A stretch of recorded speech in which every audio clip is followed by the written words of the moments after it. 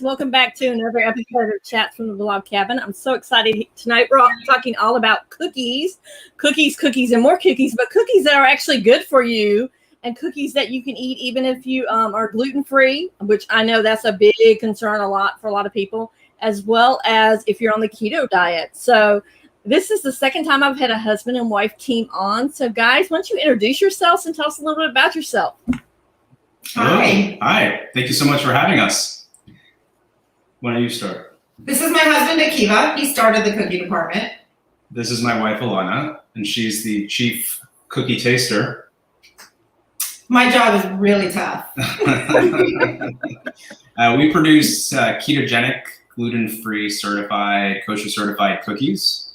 They're individually packaged. We sell them into stores nationwide, from independent grocery stores to bigger chains, as well as nutrition stores, gyms, and pretty much everywhere where people love to buy cookies. And we forgot to introduce Truffles. This is Truffles. She has a mind of her own, and she decided to join us today. So if you're allergic, sorry. Now, does the cat taste the cookies? Yes, she definitely does not. She definitely does not, and she's not in the facility where we produce this. She's also very clearly not on a ketogenic diet herself. So. Now let's talk about how the cookie department started, because there's a really great story behind that, and it's a story I think of love, a lot of love too, right?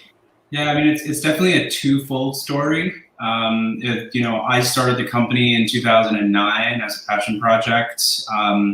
I was formerly in the food and beverage industry and had kind of a background in sales and marketing, and I wanted to create my own product. Happened to really love baking, also had a pastry arts background. So the way that the company started originally was that it wasn't keto or gluten free. In fact, it was full carbs, full sugar. But we created a line of functional cookies. By that I mean we took classic cookie formulations like peanut butter and chocolate chip and added functional ingredients like whey protein, caffeine, superfoods, probiotics. I ran the company myself. It was a one-man cookie band for a long time. And my favorite part of this whole story is that Akiva's mom was and is an incredible baker. And when he decided he wanted to launch a cookie company, they got in her kitchen together, his childhood kitchen, and they put together over 70 batches of coffee chocolate cookies until they got the perfect recipe. So it's really sweet that his mom started it with him, and then he evolved the brand to a product that I could eat, because I have been gluten-free, I have been low sugar, I haven't been keto for as long as I've been gluten-free or low carb. But when we met, I was already gluten-free, and this was 9 years ago now. I couldn't eat any of his cookies. And when my doctors put me on a keto diet, which was even more extreme than what I was already eating, it was a real struggle for me to find things that were fun to eat. I certainly felt deprived. I felt like every time I left the house and did anything social, I was the person that I couldn't even get a salad because they put gluten in everything. And so forget, going out to dinner and eating something, finding something on the menu. The sweets were just like a non-starter. And so with his background he had gone to pastry school, and he had done a lot of tinkering. He loved to bake. And so he started messing around with these weird ingredients that were not on the market. And he only knew of them because he was in the food space. And he started creating all kinds of wonderful, fun, terrible flops, lots of wasteful ingredients. Hundreds and hundreds of dollars down the drain. Oh yeah, I mean, it really, when you say it was a labor of love, it really was a labor of love. And over the years, we have together sort of played with different flavors that we like, and different flours and different textures and different sweeteners. And we've done a lot of research, and we've listened to, you know, sort of what the industry is saying about which sweeteners are best for you and which flours work best for which kinds of baked goods. And we've sort of applied all of that to these cookies that started as his love for me, but turned into me recognizing that there wasn't anything out there that tasted as good on the keto front. And so here we are. That's our story. That's our story. So it started with his mom, then transitioned to his wife. Yeah. And now we feel really blessed that we're able to support other people that, like me, you know, I couldn't reach for, like, now I can just go, I have a sweet tooth, I'm going to have a cookie, and it doesn't spike my blood sugar, and it doesn't make me feel bad about myself. And the funniest thing is that we constantly have a sweet tooth, you know, after dinner, and we're always like, wait, what do we have in the house? Okay, we have chocolate chips that are sugar-free, and like, we always forget that we have literally an office full of cookies. We do. We just always forget. And it's funny because we keep them in our freezer because they're really good frozen, and anyway, you know, it's like the cobbler's children have no shoes, you know, we forget. or like the mechanic's car is run down because you're working on everybody else's car, pretty much, right? So let's talk about some of the flops in the beginning. I mean, because obviously you said you spent hundreds of dollars down the drain with the flops. So let's talk about that. When did you start? How long did it take you to perfect the recipe? Well, you know, it's a really good question that I think a lot of people can relate to, because the gluten-free sort of mass market approach started long before keto became really big, right?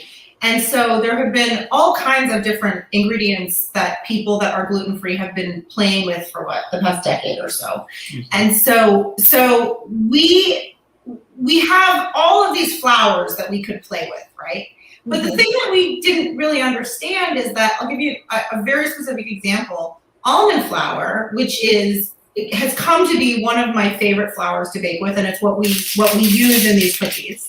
I also love working with coconut flour and some others, but almond flour for me is kind of my go-to. But almond flour and almond meal don't necessarily have different names, but they behave very differently when you bake them. They're the exact same ingredient. They have different names.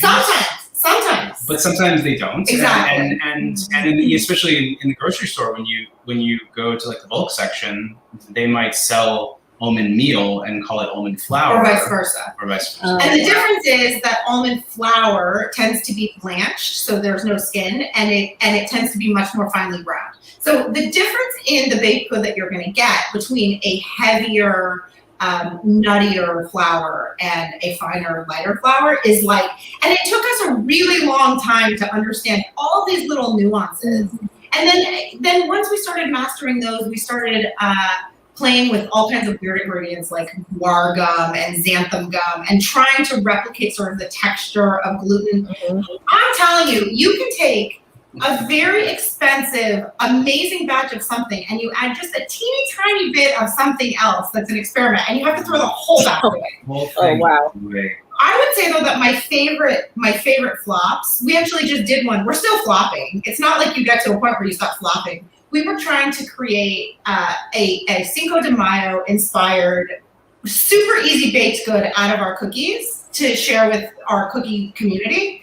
And we took our cookies and we decided to make what are called fat bombs, which is just like little bites, right? Mm-hmm. And the flavor we were going for was lime cayenne. And so at the very last second, after perfectly melting the chocolate on the stove and putting the cookie in Had we stopped there, it would have been perfect. But we did not stop there. We did not. We kept going full throttle, and I decided. Yes, true. This was your flaw. I decided. I was thinking, what could I? We love Trader Joe's. We were thinking. We love Trader Joe's. And we have a bunch of spices from Trader Joe's. They have like the everything but the bagel. So we decided to put the chili lime in there. Thinking, okay, add a little salt because I love working with sweet and salty. And it was Mexican inspired and lime and chili. It tasted like some sort of like cleaning agent. It was bad. The thing he failed to look at was the fact that the chili lime also has like red pepper and onion. Salt. So, and that's the thing, you never really arrive. You just learn how to work with different ingredients and then you create your bases and then from there you can play. And that's what we're still doing with our cookies. Wow. And you were telling me right before we went on that you were trying a cookie now, trying a different flavor of the cookie, right? We've been working on a donut flavor for a long time. I want it to taste like a glazed chocolate donut. We haven't quite gotten it there. We've had a lot of flops on that. We have double chocolate coming out soon, and then hopefully by the end of the summer, early fall, we'll be launching a lemon meringue flavor. And those are much safer than a donut. It's harder to mess up lemon meringue than it is donut. What about a peanut butter flavor? Because I'm really partial. Peanut butter is like my favorite cookie whatsoever. So yeah, the peanut butter is going to be more of a challenge. The great thing about our cookie formulas is that they're all based on one, meaning we have a base and then we change the flavor to make it a totally different product. So, for example, like the double chocolate, the difference between double chocolate and the cakewalk, the birthday cake flavor, is the addition of cocoa powder and chocolate chips. And the extract is different. No, well, there's vanilla in cakewalk vanilla in so the extract is the birthday cake flavor versus just vanilla. So there's like subtle differences, but at the end of the day, it's the same. The peanut butter is going to be more of a challenge because we have to mess with the fat content because there's so much fat already in peanuts. And there's also a lot of fat. We get a lot of our fat in our cookies from the almonds. So it's gonna be like a fun game as to like figure out the ratio. It's funny that you mentioned peanut butter though. Peanut butter cookies are my favorite as well. Like hands down, I would pass up anything else for a really solid peanut butter cookie. So in the classic line that Akiva had originally created, he had a peanut butter cookie. And even though I was gluten-free and eating gluten was really bad for me, like don't tell my doctors or my mom, but every once in a while I would savor. They were peanut butter toffee and they were caramelized around the outside. And I would just nibble the caramel off the outside and spit. And I felt so terrible spitting it out. I was like, this is the best thing in the world. But I also think he's a perfectionist. I think we could have already come out with a peanut butter cookie, but he's got that pastry chef mentality, which is if it's not perfect, then we're not going to bring it to market. So we're working on peanut butter. We'll let you know. So what was the first cookie that you came out with? The first cookie ever was called Awaken Baked, and it was the caffeinated double chocolate cookie. It had a full cup of coffee in each cookie. Yeah, wow. We actually took that cookie and got a contract with Google selling to their main Bay Area campus. We were selling, I think it was at one point we were selling 12,000 caffeinated cookies a month. And for us being this tiny little company from the Bay Area. But it tells you something about tech companies, right? The only cookie they wanted was the one that would keep their employees awake at their desk. There you go. That's what you're killing at college campuses too. Yeah, we sold to college campuses as well. Yeah, COVID has really sort of shifted where our cookies are. But prior to the pandemic, we were on a bunch of college campuses. Barnes & Noble College bookstores carried us across the country, and it didn't carry us, carried our cookies. That's true. Yeah. It was always a really wonderful feeling for me because this is his baby. He created this, with his mom in his mom's kitchen. As he mentioned, he was a one-man band. I mean, he really put everything into this. He sold his car and bought a delivery van. He gave up his awesome loft apartment and moved back in with his parents. He didn't pay himself for the first couple of years of this brand. Like, it was truly his passion project. And so I remember early on in our relationship, when I would start to see the cookies in places, I felt like so proud. I was like, oh, this is amazing. And so it was really lovely for me personally when I started seeing the keto cookies out and about in the world, because it really truly is a labor of love for both of us. And I personally just feel very different in my life being able to have a treat here and there than I was before. I felt so deprived. And now it's like, oh, it's funny. It's not funny. It's very touching. You know, we on a daily basis get testimonials from customers of ours, whether they're on keto because of general weight loss, or they have diabetes or whatever it is. They find happiness in our product, and it brings them a lot of joy. And they tell us that, and it just feels so amazing. There's from time to time on Amazon, we'll get a negative review, and then the positives just completely like overshadow the negatives, and it just reinforces why I do what I do.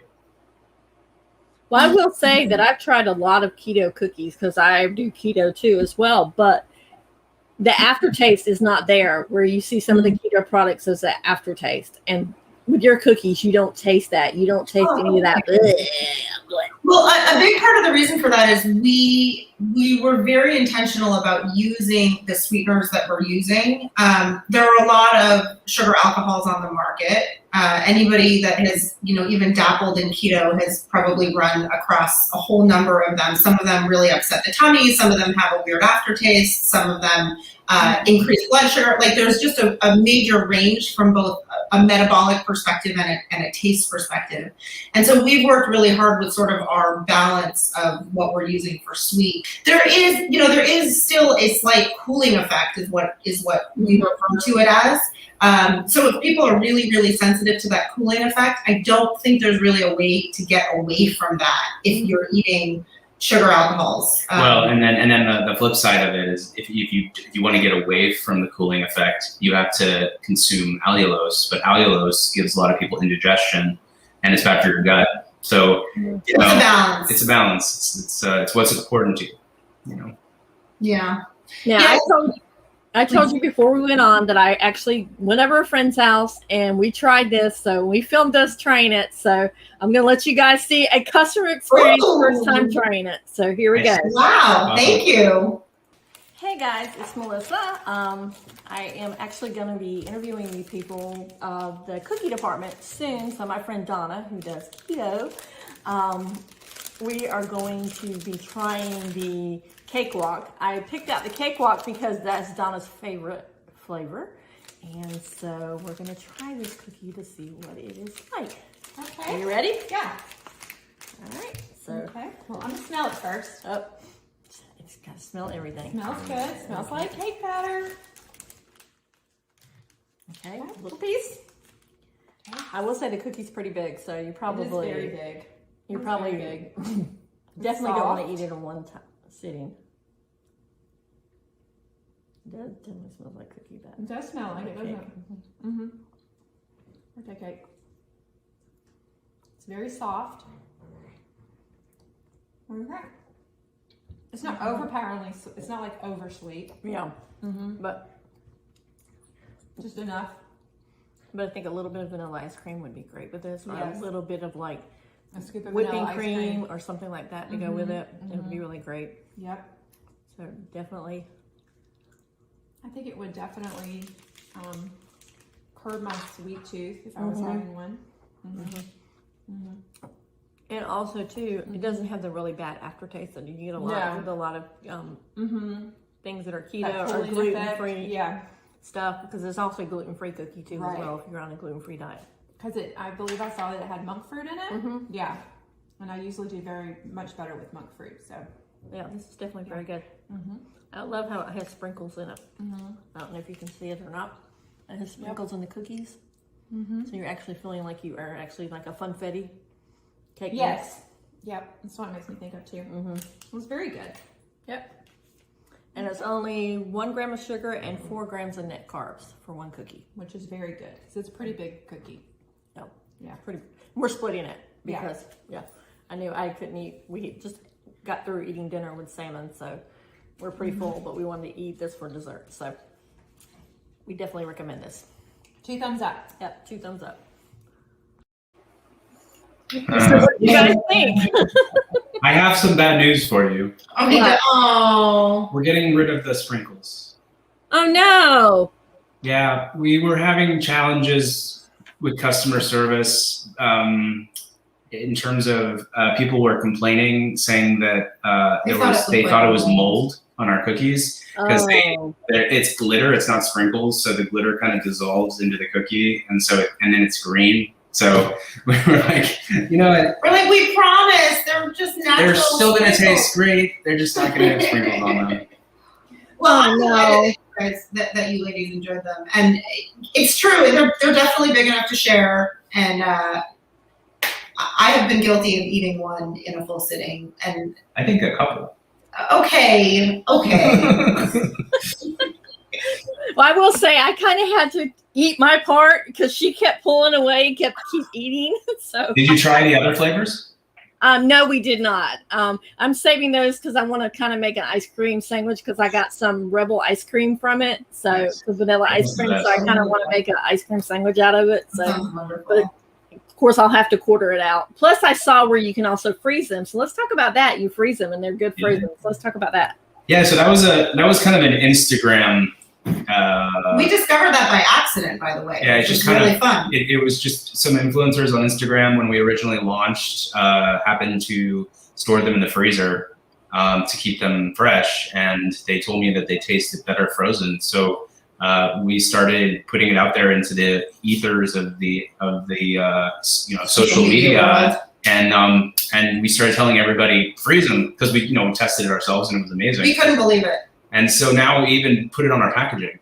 So there's so much fat in these cookies between the grass-fed butter and we use heavy cream as well, and then the almonds. So they are very much keto. I mean, these are mostly fat, and so fat doesn't fully freeze. So it literally tastes like an ice cream cake when you take a bite of this. It tastes like the cake part and the ice cream part together. You know that look when you bite into like a brownie that's been slightly frozen and you get the teeth marks and you see the teeth marks. Mhm. Our cookies, you see the teeth marks. Oh, wow. Wow. Yeah, it's a fun one because it's versatile, and they're also because of the base that we have created. They are really great for reusing for things. So for instance, I'll take our cookies and I'll make crusts out of them. I'll make cakes out of them. We make pastries all the time. Yeah, somebody just posted yesterday. They made a lemon curd pie with our cakewalk cookie as the crust. And last week, in honor of Cinco de Mayo, because we had such a big flop with the fat bombs that we were doing, we made bite-sized churros out of our cakewalk cookies. With an air fryer. So good. Yeah.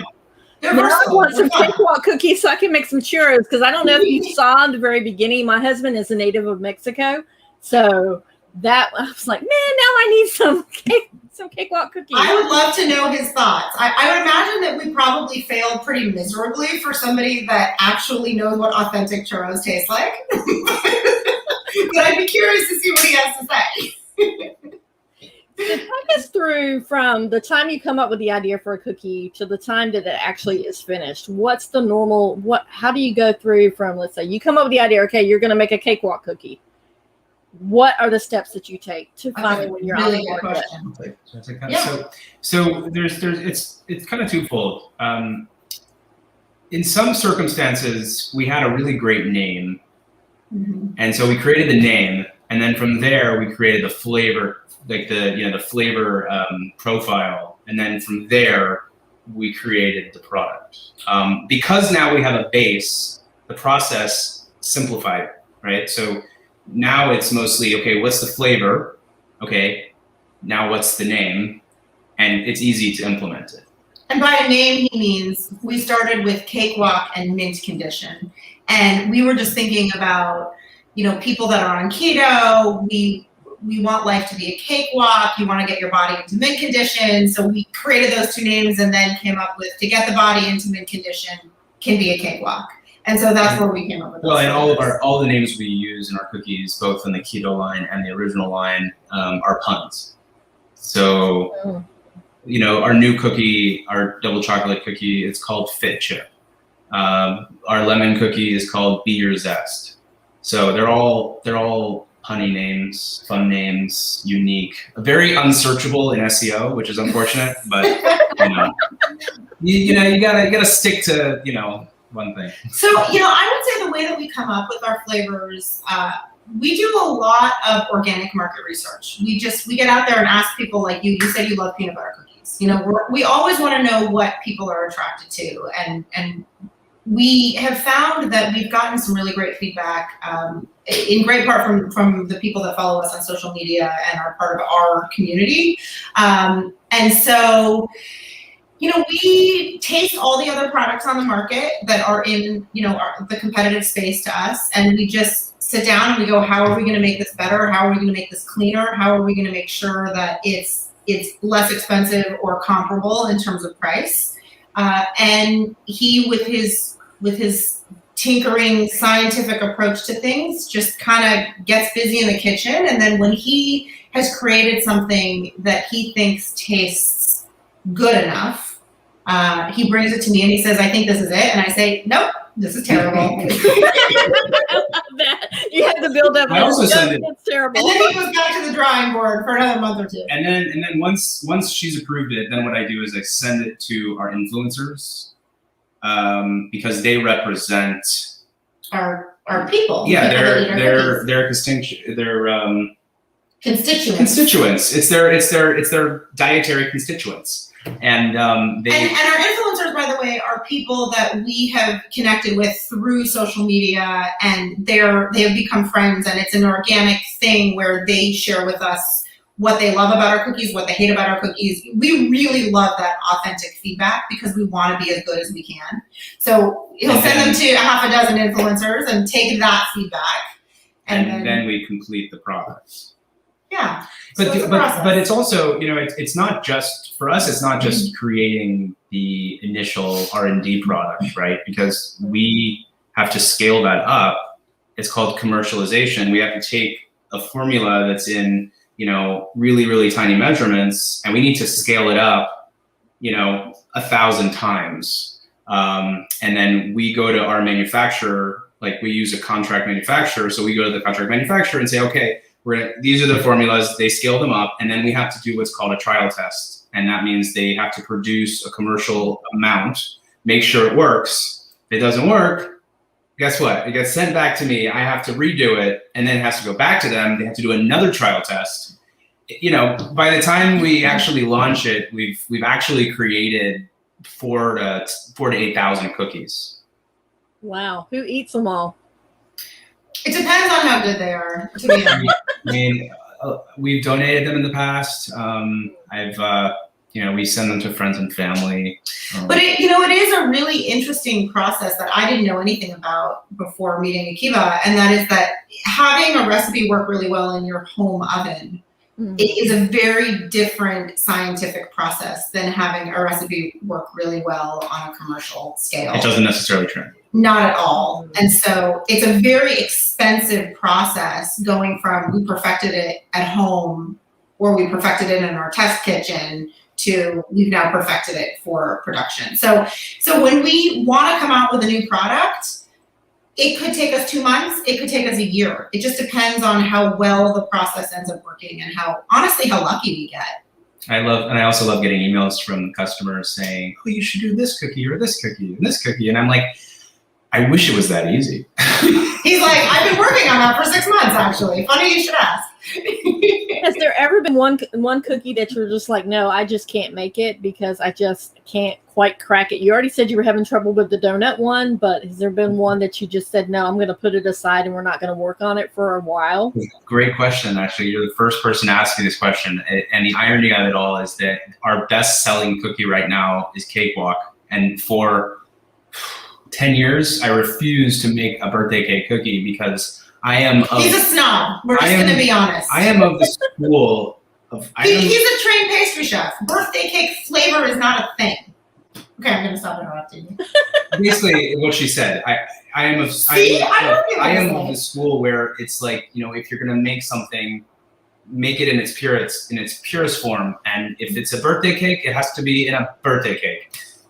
If it's a cupcake, it needs to be in a cupcake. If it's a donut, it needs to be in a donut. But now he's gotten over it's that. out the window, and I'm like, you know what? The traditional keto customer, they want that product, and so I'm going to give it to them because, you know, if I didn't have customers, I wouldn't have a business.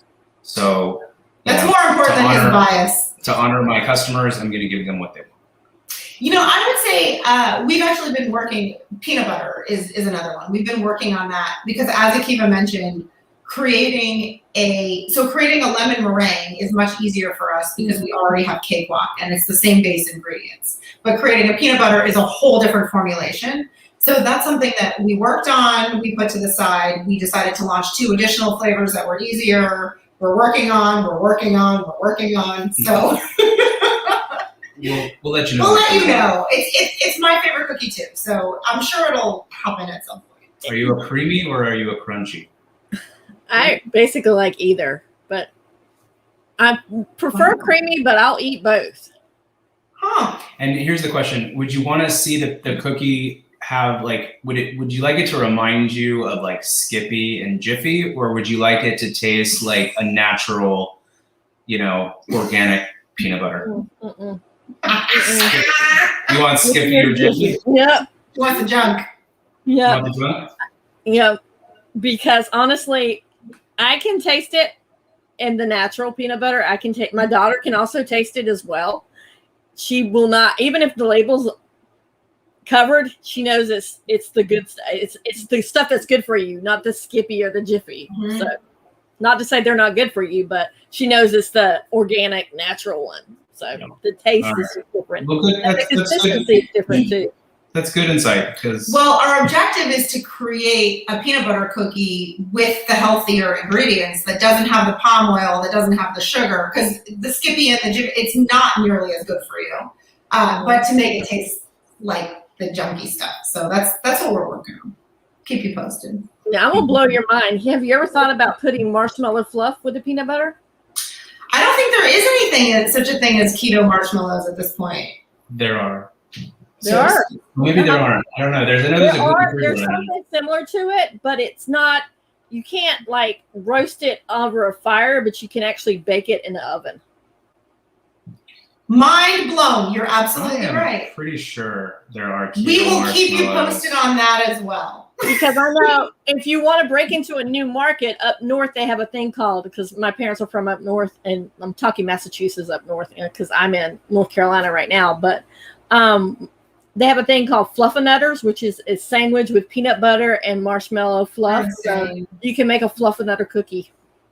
And you would break it. Yeah. There is a marshmallow. There's a keto marshmallow brand called Maxmellow. I knew that there was. We've tried those. I remember now. You know, it's kind of fun for me because when I started on this keto journey for medical reasons, there was nothing keto on the market, literally nothing. And so the industry is growing pretty quickly, which is really exciting because there's so many wonderful options out there. And, you know, one of our goals as a keto brand in such a new industry is really to support the brand, to support the industry itself in really growing in some good ways. And, you know, we love connecting with people and learning about what their favorite products are, because the more successful we all are, the more successful we all are, which is a really lovely thing. Now, I want to ask you, you talked about your manufacturer. I know a lot of questions are going to come up. Are they certified gluten-free? Because a lot of times the manufacturer goes in there, you have gluten products, and then they have certain companies that are like gluten-free products. So how do you distinguish? How do you find out? We would never produce with a manufacturer that wasn't certified gluten-free. Yeah, so we pay a lot of money for that. So our co-packer is certified gluten-free. They do produce in a different portion of their facility. They do produce, wheat products, but the area that we produce in is solely gluten-free, and we get our product tested. We get what's called gluten swabbed, and we're always under the minimum requirement. And I'm very sensitive to gluten. So these cookies were created for me and my health challenges. So the objective in going in is how do we make it as allergen free as possible. Unfortunately, if people have any sensitivity to almonds, our cookies are not for them. We get asked all the time, do your cookies have almonds in them? I'm like, yep, they are literally made with almonds. Like 80% of it is almonds. But yes, they are definitely certified gluten-free and kosher as well. And we actually, there's a new FDA requirement for brands. Not a lot of them are doing it yet, but it's that you have to put in that it's made in the same facility as sesame. So yes, our product is made in the same facility as sesame. So some people are sensitive to that. Why is that? Why do you? Oh, you just said because people are. Because sesame isn't a tree nut. And so, and people have allergies to it. The things you learn when you own a cookie brand. And when you say made in a facility, the kind of the classic is made in a facility with wheat, dairy, and tree nuts. So now it's, and eggs, thank you, dairy. And now it's sesame as well. The world is changing. So when you started creating this product, did you think it was going to go as far as it was, or was it just basically so that she could have cookies? Well, when I had already started my cookie company prior to bringing this lovely woman into my life. Oh, keto. Sorry. Thank you.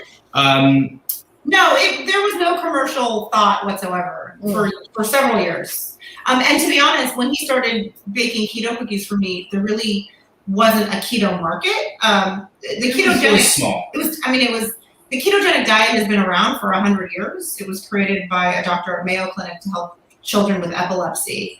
And so it truly is a medical diet, and only in the last, handful of years has it sort of caught on as something that is more mainstream.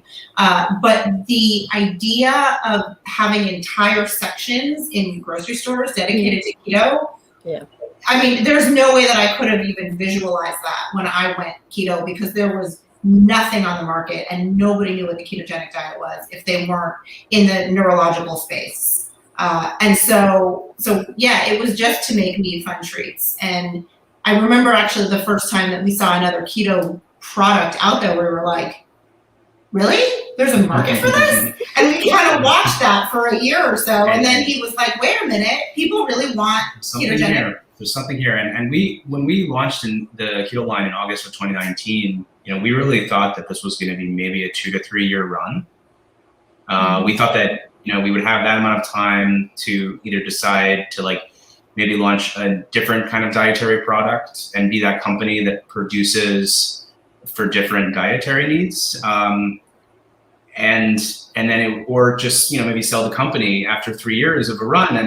And it's, I feel like it could go another 3 to 5 years. It's just becoming, it's doing what gluten-free did, 10 years ago. When gluten-free came out, people were like, I don't want to spend more money on something that has less ingredients. And I don't want to spend, who doesn't like gluten, right? And so everyone thought that it was just a bunch of hippies that got together and are trying to take over the world. And so they, and now it's a mass market. Now it's not just one aisle, but it's actually integrated within the rest of the aisles. So I think what's going to happen with keto is that it's going to do the same thing. It might morph a little bit, because there's multiple ways you can follow a ketogenic diet. So we'll see.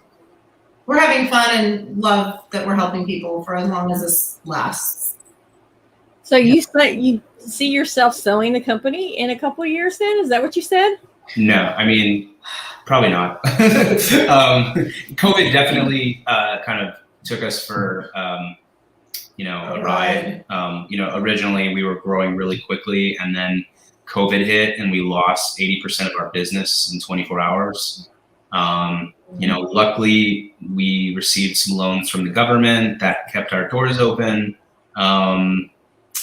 But we're starting to come back now. We're definitely starting to come back, and actually I think we definitely have come back and fully recovered from it. But it definitely prevented us from seeing the light at the end of the tunnel. I think it's also, it's interesting in sort of thinking about living our best lives. And Akiva has been doing this since 2009. And it's really been his career. He was in his early 20s when he started this. So it's something that he thinks about sometimes. Like, if I were to do something else, if I could help the world in different ways, what would that look like? And I think he doesn't really have the brain space to figure that out because he's so invested in the cookie department. But wait, did you say early 20s? Yeah, weren't you in your early 20s? No, I'm in my late 30s. How would it be early 20s? I was 29. Because I'm bad at math. I was 29.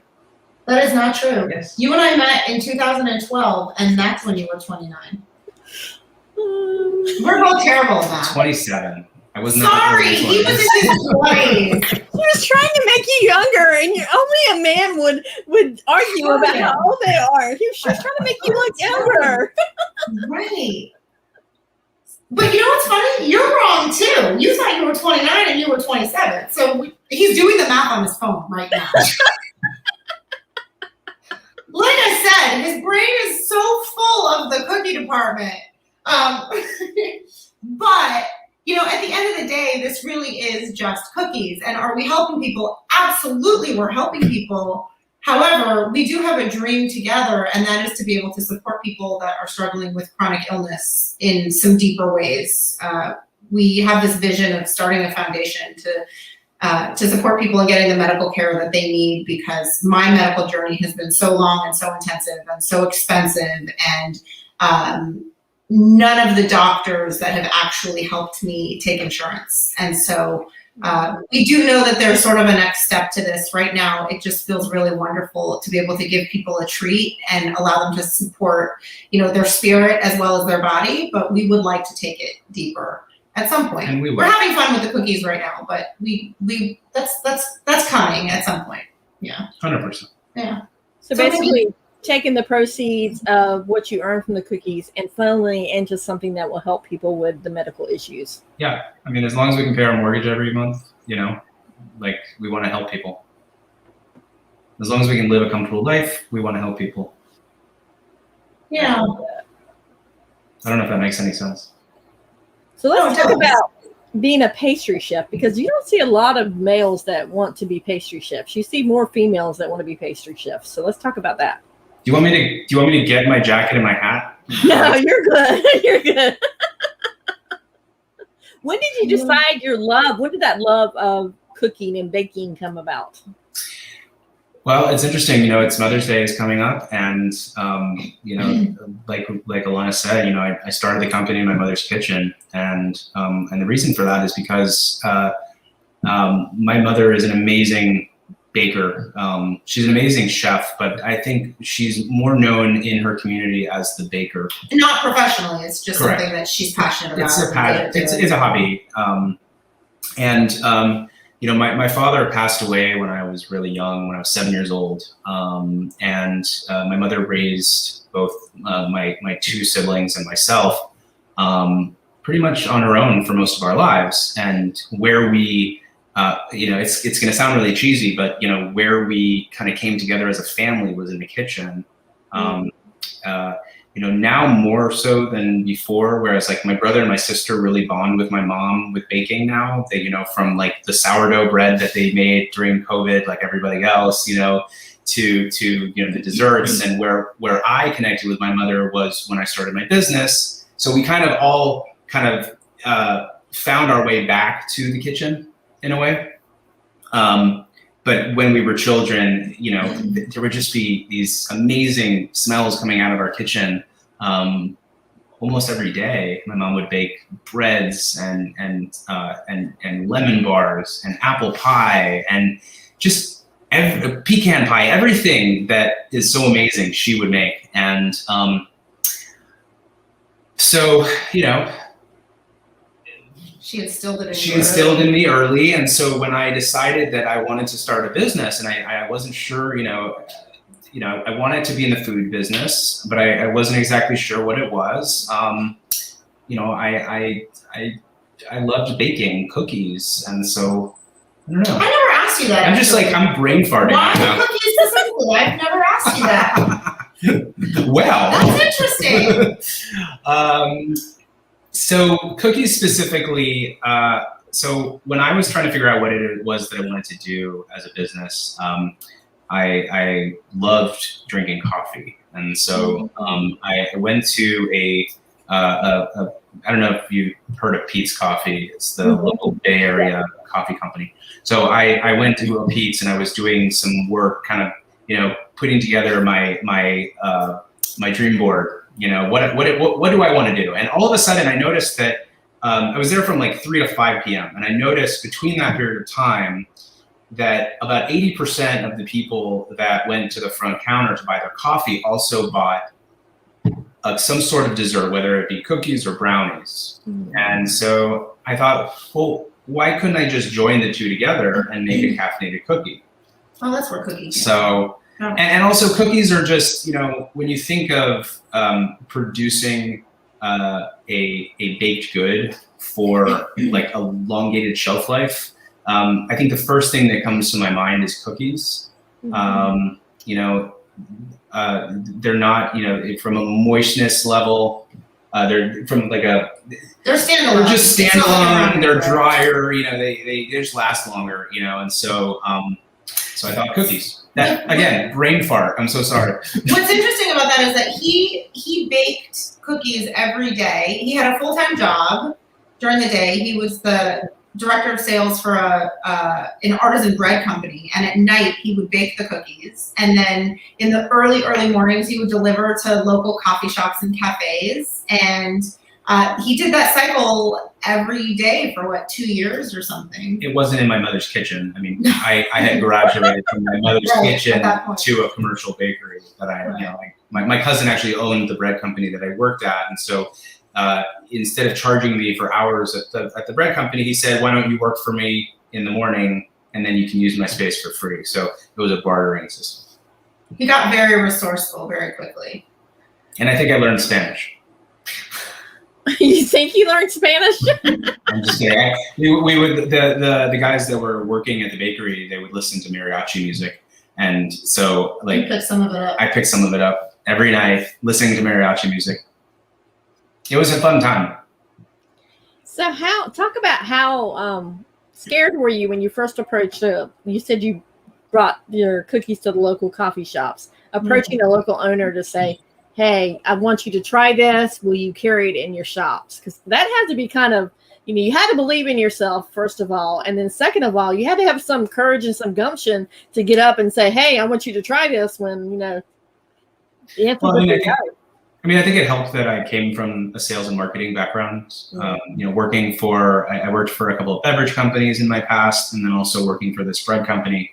You know, I already knew how to approach people, especially with things that I really believed in, right? I mean, everyone says, oh, you're so good at sales, but I don't think I could sell shoes very well. I just don't believe in shoes. I mean, I believe in shoes. I mean, I need to wear shoes to go outside, but I don't need to believe in shoes to sell. You know what I'm saying? You understand.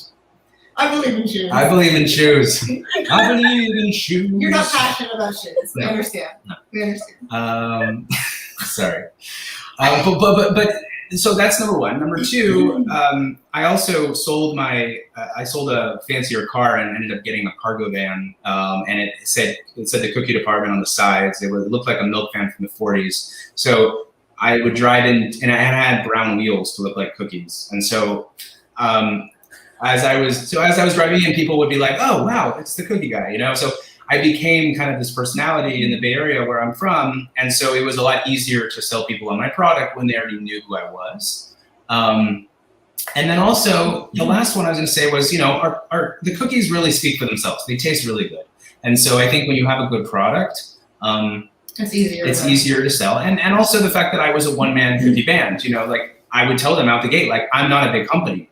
Now, one of the ways that we sell our product is we say, look, we're a small company. It is literally just us. You're not dealing with this massive company where you're never going to talk to the owner. Like, I am the owner. I even have my phone number on the back of the package, so that's how we sell our cookies.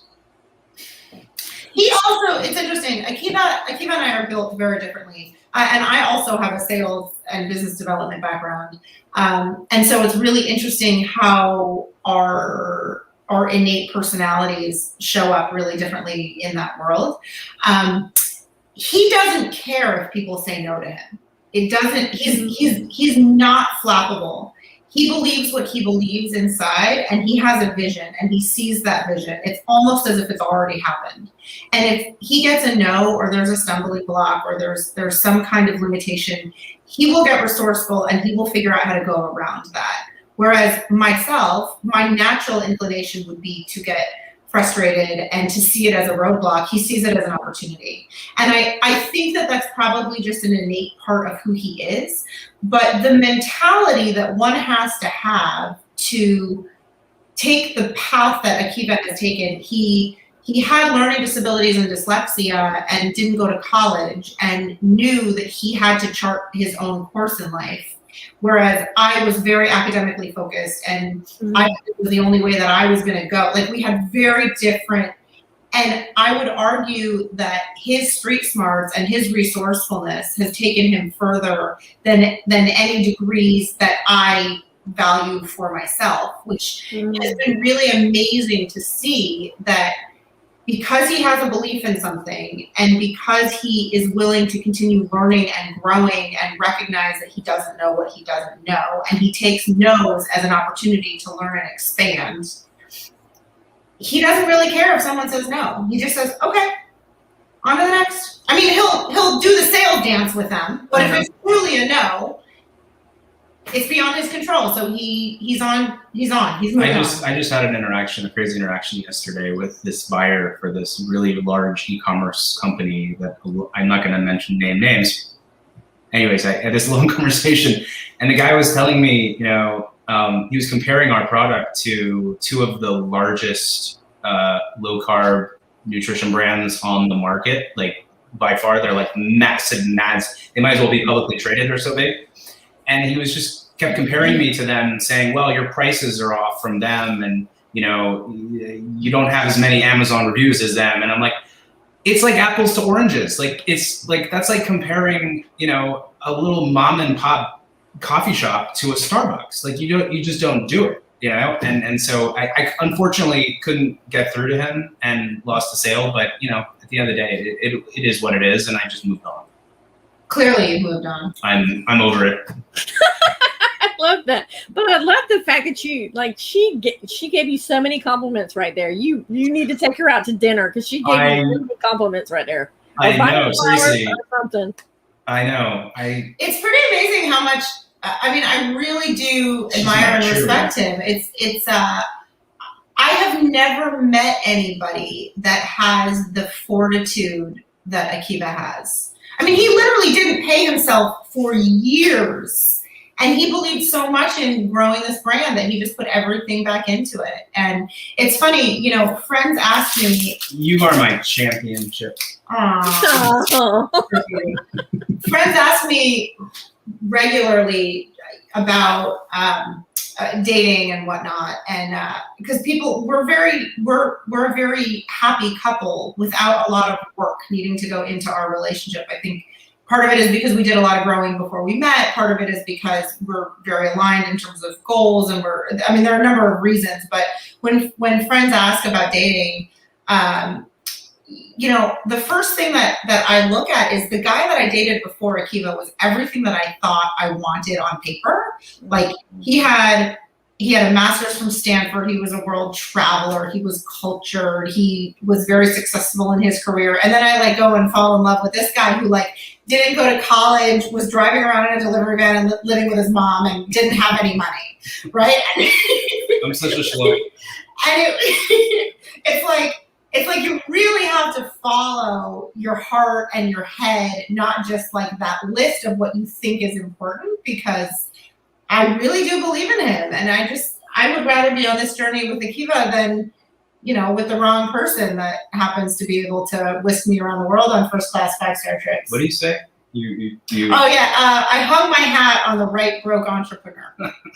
You're not as broke as you used to be, but nonetheless. Now I gotta know, did you make the keto cookie as a surprise for her? Were you in the kitchen and or did you say we're gonna make it up? Yeah, I should say it was a surprise, but it wasn't. No, it's really something that we came to together, actually, because at that point, this is even before we were married, I was doing most of the cooking, and I was spending all this time in the kitchen, and I was just so bored. I was like, oh my God, I'm eating boiled chicken again. Like I was, and so, you know, we would talk about it regularly. This went on for well over a year or two where I just felt very limited, and he could eat whatever he wanted at that point. And so I think part of it was that it was frustrating because he didn't want to eat the foods that I wanted to eat. He didn't want to bring them into the house because it was hard for me to be around them. And so it was really something that we sort of came to together. And I would say every recipe that we've come up with together too. I mean, he really is the science behind it. He understands sort of the chemical process behind baking. I don't even know how to read a cookbook. Like I have measuring tools, but like for me, it's throw a little of this and a pinch of that and see what happens. My wife doesn't know how to read. That's my Ivy League education right there. I don't know how to read. So we approach baking very differently. And so we just have fun. He does all the math though, as you can tell. He knows how old he is. So what's it like working with each other though? Because obviously are you together 24/7 pretty much? And do you ever say, okay, I need to take a break? I need a break from you? Yeah, I'm sick of you. She mowed the lawn today. I did. I was in my office. That was our break. So we were long distance for the first 4 years of our relationship.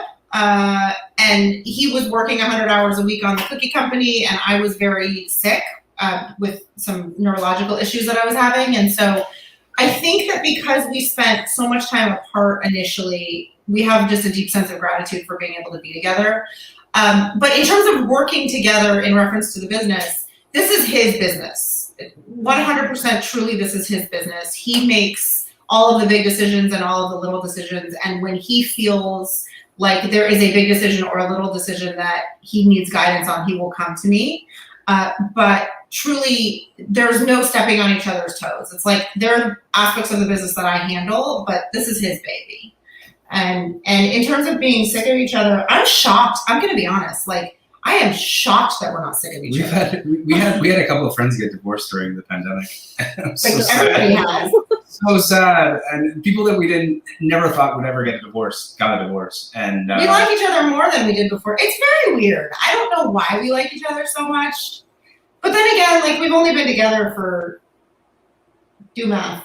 9 years. 9 years. So, we got time. we have time. We laugh about it. We got time. No, we just get along really well, and it's. I feel like it's truly a gift. I think it's also. I think it's how our personalities work together. I'm very easygoing and very laid back, and I don't take anything personal. You don't get frazzled. Yeah, I don't get frazzled, and she's very highly emotional, highly sensitive, intense. She gets triggered really easily. But I'm so fun though. You're fun, but you get triggered really easily. Let's just say that you're fun, but you get triggered really easily. But the thing is that it's very easily. It's very easily squashed because I don't take it personally, and I call her out on her. So So one of the challenges that I have had on my medical journey is I've had 3 traumatic brain injuries, and the part of my brain that is damaged also controls emotions as well as a number of other things like heart rate and blood pressure and ability to withstand heat. And like my symptoms are very interesting and across the board. And so emotional sensitivity is something that we have been working on healing with me for years. And it's because there are dead brain cells in the part of my brain that controls my ability to be emotionally even. And so my healing journey has been so much gentler because I have a partner that is a partner with me and does recognize that if I'm out of nowhere suddenly very overstimulated and just can't process any information, or I'm suddenly exhausted, or I'm suddenly weepy, or whatever the suddenly is, he truly is there as a cheerleader to be supportive and not take it personally, which is something that, I do some mentorship in the brain injury community, and so much of the pain that people have is that their family members and partners just don't know how to support them. And I think that I wish everybody that was struggling with a chronic illness or injury had a partner that really understood that it's not the partner's job to fix, it's just the partner's job to love and be supportive. And I think as I've gotten healthier, it's been easier for me to recognize sort of my flows and my ups and my downs. And so I'm much nicer to him than I used to be. Right? I love these comments that people are making. Love that. Aww. 1, that he shows up, and 2, that Healthy she recognizes it. Awesome. Love that. Yeah. I mean, I think at the end of the day, whatever life throws at us, and nobody has a life that is free of pain. But I really believe that whatever life throws at us, there's an opportunity to learn and grow and better ourselves. And I am so deeply grateful that the person that I thought I was going to marry when I was 24 is not the person that I ended up marrying, because I was able to really get to know myself after a brain injury and do enough healing to be able to say to my now partner, I've got some quirks. And they're hard, and I'm going to need you to, carry me up the stairs, and I'm going to need you to take me to doctor's appointments, and you're not going to understand why I pass out suddenly, and my diet is going to be very, very limited, and I'm not going to be able to go on a hike with you. And there are some major limitations that I have struggled with, and I've healed through some, and I haven't healed through others, and there's been a lot of morphing. But you didn't tell me that when we first started dating. I was in a good place when we first met. She decided to have them come out, one by one. Well, yeah. But it was okay. I'm totally fine. I don't think I knew that you were living with your mom when we first met either. Wait, what? What did you just say? Nothing. I love you. What did you say? I missed that. I was reading. I don't. What did you say? Oh, thank you. We do try to have fun. I mean, that's part of it. I said, I don't think I knew you were living with your mom when we first met. Right. Oh, please do follow us on IG. Thank you. Yeah, so your daughter's gluten-free. Awesome. I mean, and I'm so thankful for her that at least now in the gluten-free world, not necessarily in the keto world, but in the gluten-free world, there's so many more options, which is really freeing and really, a wonderful shift from when I had to go gluten-free probably 15 years ago. I'll tell you, those flaps though. It's just some really bad flour. I'm thinking about gluten-free flour. I'm sorry. Sorry. I tell you. I am really honored though that my husband decided to transition the entire, focus of his company based on something that he created for me. It was very difficult to say goodbye to the original cookies. Oh, that original peanut butter cookie. And we still get, people emailing us, requesting to bring them back, and we're kind of in the process of trying to reformulate them to bring them to the keto, space. But yeah, fond memories. They were really good cookies. The other thing that's interesting about the keto space is that I sort of have a chip on my shoulder about the keto, like the way that people approach keto.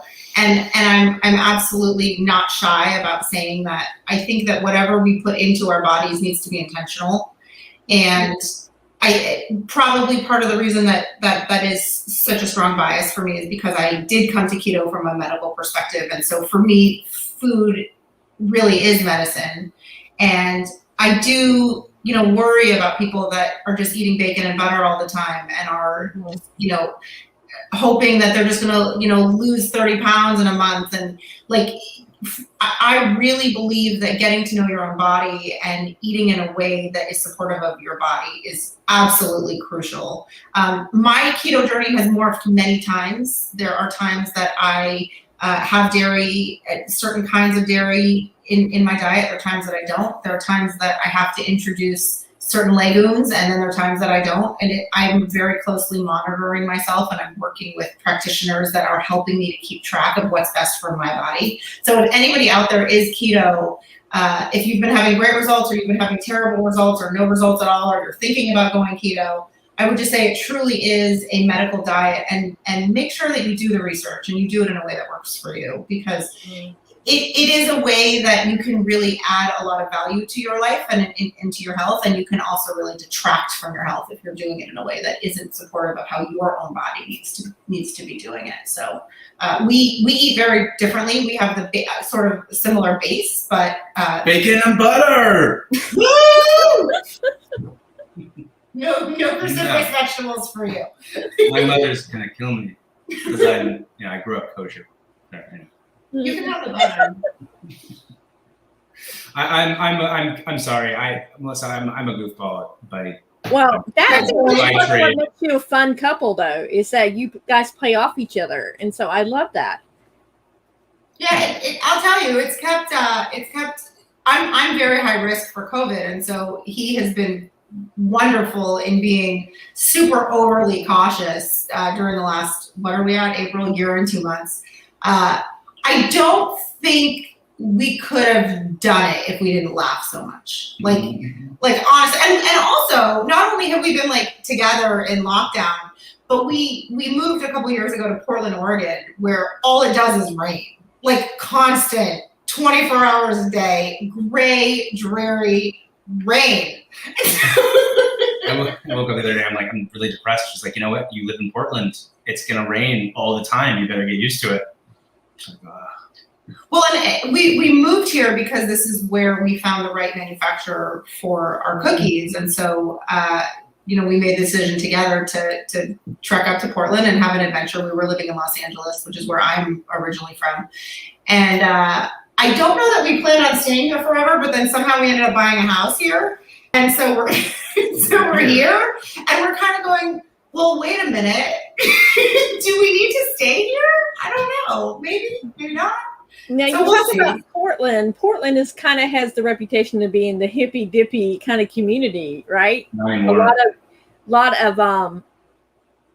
lot of green resources. They remodel buildings that are already there and things like that. Because my daughter's an interior architect major, and she actually went out there last year for a week during spring break to do a class where they did like the Target, that's the bowling alley and things like that they've gone to and looked at. So yeah, it's keep Portland weird, but it's not weird. Yeah, I mean, all the yuppies from Los Angeles and San Francisco had moved here. It truly is an extension of, he grew up in the San Francisco area and I grew up in LA, and it's an extension of that now. I would say the one thing that is super cool about Portland is absolutely there are trees everywhere, which is magical. There are hiking trails connecting homes here, which I absolutely love in certain parts of town. But it truly is a foodie city. I mean, if there's going to be something cool and innovative that is being introduced into the culinary space, chances are it's coming out of Portland. Well, that's why they call it Portland.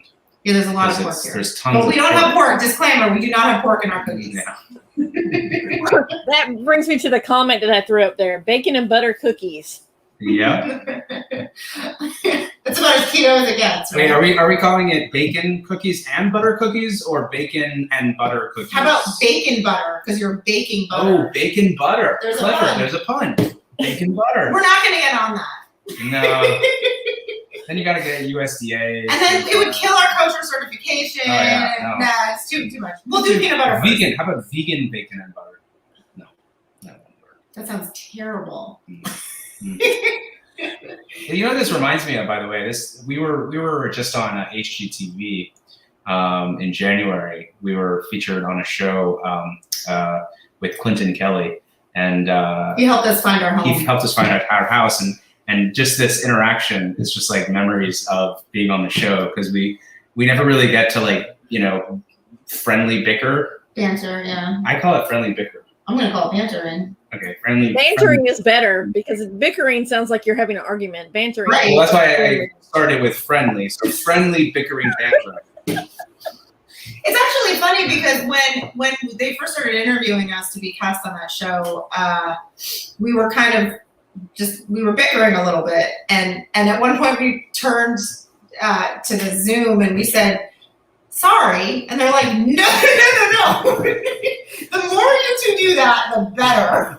So just this interaction reminded me of that. So thank you. It was fun memories. But actually, you're doing it with smiles on your faces, and you're laughing at each other, and it's not like it's actual argument. So I wouldn't say bickering. It's like you guys are just having fun. I'll eat it later.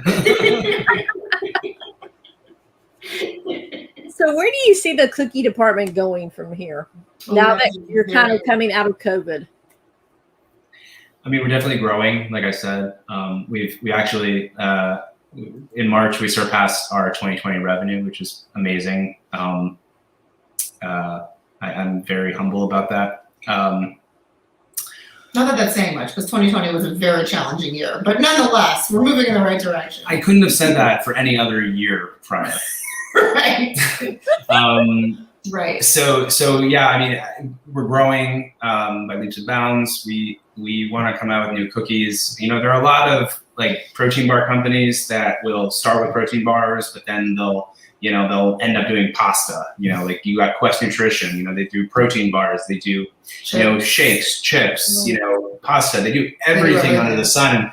And I don't really. We're a cookie company. We're called the cookie department. Right, and the problem with creating all these SKUs, I understand you want to expand your portfolio, but the problem is that they never did the other products as good as they did their protein bars. So I really want to stay within the cookie realm for now, at least for at least the next year or two, and then possibly do other types of desserts. Maybe some I don't know, breakfast bars or brownies or something in that area. I mean, look, I don't see myself doing this for the rest of my life. And so I think that in a perfect world, eventually I would sell the company to another company and do what Elannah was saying and start a foundation to help support people with medical challenges who aren't able to support themselves. I think that's really our ultimate goal with this. Had you asked me that before launching the keto thing, I wouldn't have said the same thing. I think because we started keto and since we started producing the keto products, we've been in touch with our customers on a much deeper level. And because of that, we've seen this massive need, and we just want to help people. It honestly it almost feels impossible not to take things a step further, just based on the feedback that we get. I mean, we have a customer that reached out somewhat recently that said that she was a pediatric oncology nurse, and she buys our cookies to allow her 5-year-old patients that are getting chemotherapy to feel normal. People that are struggling with diabetes, so it really feels like there's a depth to the suffering that is happening in the world that I have experienced in some ways firsthand, and we as a family have experienced as a result.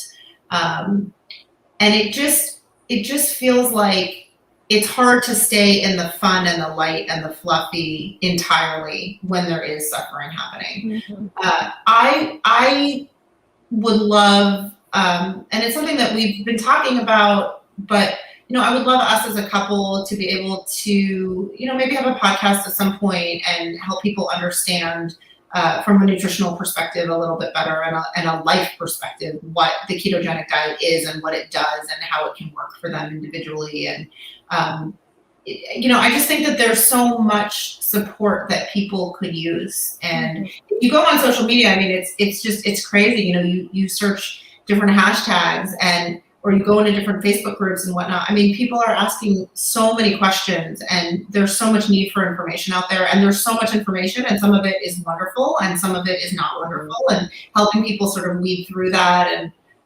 bringing other people and their journeys together to create more community so people feel less alone. You know, when I'm on these these keto Facebook groups and I see people posting, you know, I lost 45 pounds in 5 minutes. And then somebody else says, I must be doing something wrong. I only lost 10 pounds. And I'm sitting here going, oh my God, like you feel bad about yourself because you're not having the same, you know, external result that somebody else is, right? And it's just, there's so much that people get caught up in. So we would just love to be a resource. We're not sure yet what that's going to look like, but it's sort of stewing, you know? Oh, thank you so much. We worked hard to be these kinds of people. Lots of self-growth. Yeah, I'm over it. Not really. Sort of. There are days when I'm over it. So our time is almost up. So is there one little nugget that each one of you guys want to leave us with? I do. Before I do that, I do want to let you know that I set up a discount code for your followers. I don't know if you want me to tell them now, or do you want to tell them? We can tell them now if you want. Okay. I'll put it in the comments. So the coupon code is one of our highest coupon codes. It's 20%. Hold on just a second. Hold on. Sure. So that way I can put the website in.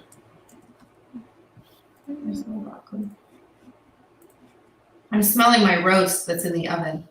I'm realizing I should. I've got the website copy. Go ahead. So the website's thecookiedepartment.com. Thank you. And the code is Frugal Mom. Oh, that's super easy. I'm like, you've never heard that before, right? I've never heard it at all. We don't know how to spell that. We have some problems. Is it all lowercase, uppercase? It doesn't matter. It doesn't matter. So it's Frugal Mom, and it's for 20% off.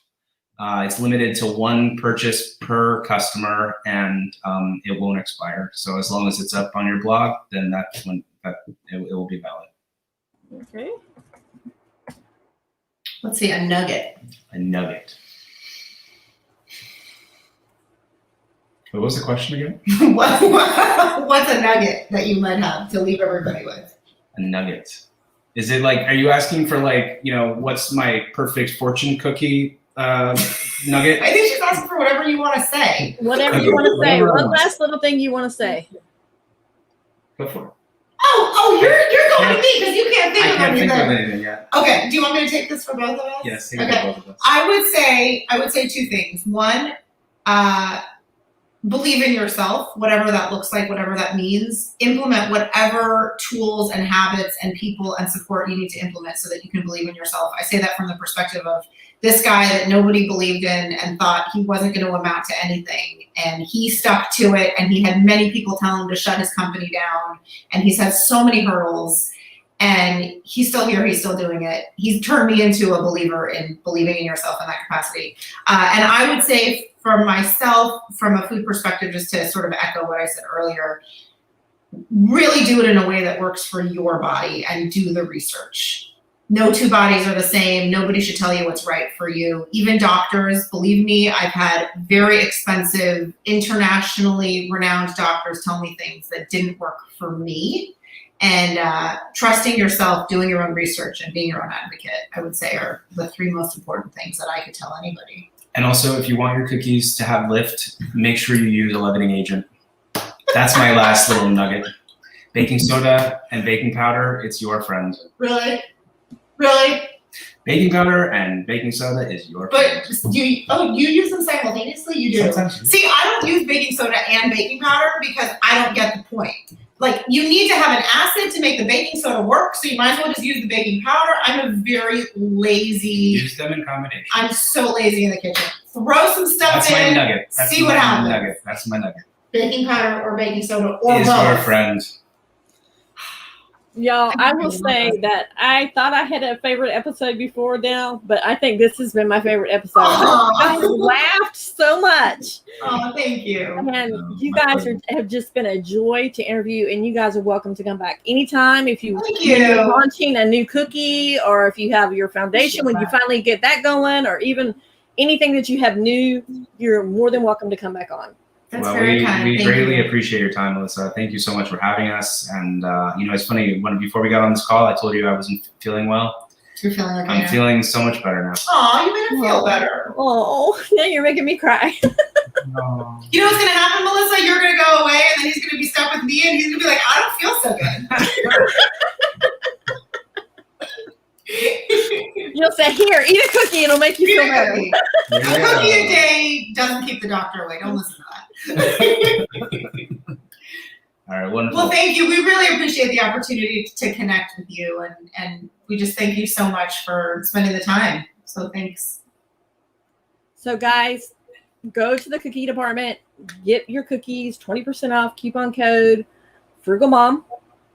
Put the website. I already put it in the up. Somebody's already ordering a bundle now. Aw, thank you. Wow. We love them. If you like them, it's his fault. No, it's Melissa's fault. What are you talking about? You made them.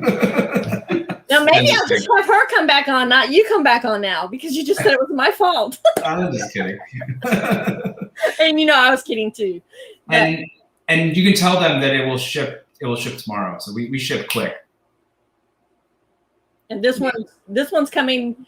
You guys are in Oregon, so this one I know particularly. This particular one is going to North Carolina, so it'll be just a couple days. Be fast. All right. So guys, we will see you on the next chat from the Blog Cabin, and eat cookies. Thank you, Melissa. I need to go.